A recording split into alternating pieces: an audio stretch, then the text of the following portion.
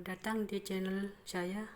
Kalau ini pertama kalian dari sini, pastikan untuk subscribe. Hari ini saya akan membahas tentang peramalan bisnis. Di sini ada gambar mind mapping topik peramalan bisnis. Jadi mari kita mulai ke penjelasan singkat. Halo guys, balik lagi di channel gue, Achmat Wildan. Hari ini kita bakal ngebahas sesuatu yang penting banget buat kalian yang punya bisnis, yaitu tentang cara meramal bisnis. Kayak punya kekuatan super buat ngintip masa depan bisnis kita. Seru ya? Di video kali ini, gue udah siapin 9 cara jitu buat meramal bisnis. Catat ya guys, ini penting banget buat bikin bisnis kalian makin sukses.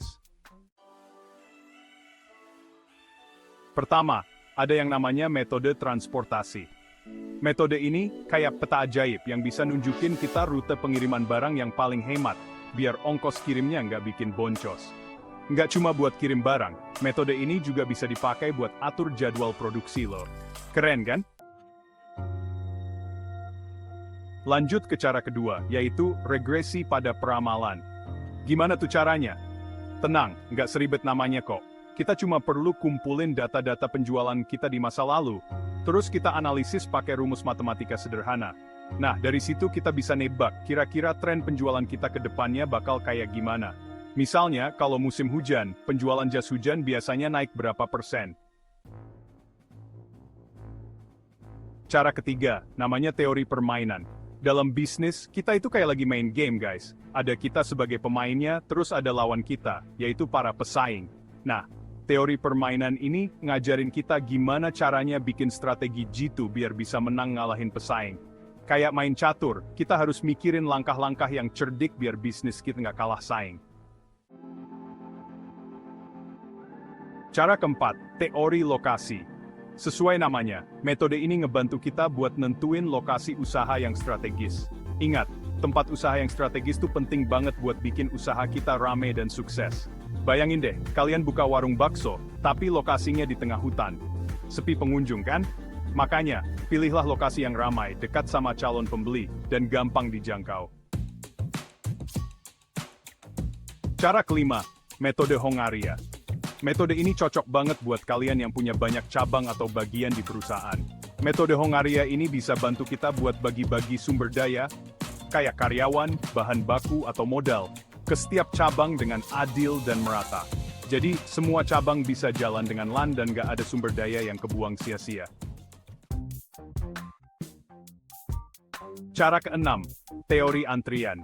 Pernah ngantri panjang dan bete karena pelayanannya lama? Nah, teori antrian ini ngebantu kita buat ngatur antrian pelanggan biar lebih tertib dan cepat. Jadi pelanggan gak perlu nunggu lama-lama, dan kita pun bisa layani lebih banyak pelanggan. Pelanggan senang, kita pun senang.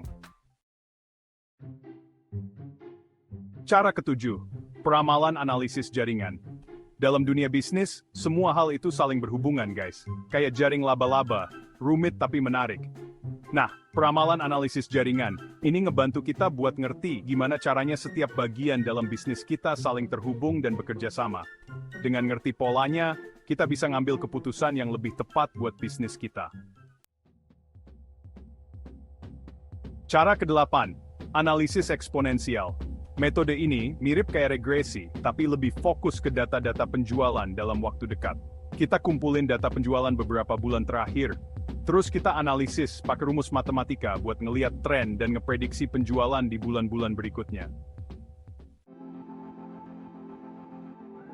Cara kesembilan, linear programming. Metode ini cocok banget buat kalian yang punya banyak pilihan strategi bisnis tapi bingung mau pilih yang mana. Tenang, linear programming solusinya. Kita masukin semua pilihan strategi itu ke dalam rumus matematika, terus kita hitung pakai linear programming. Hasilnya, kita bisa tahu strategi mana yang paling bagus buat dapetin untung yang banyak atau ngejar target bisnis kita. Gimana, guys? Udah siap jadi peramal bisnis handal?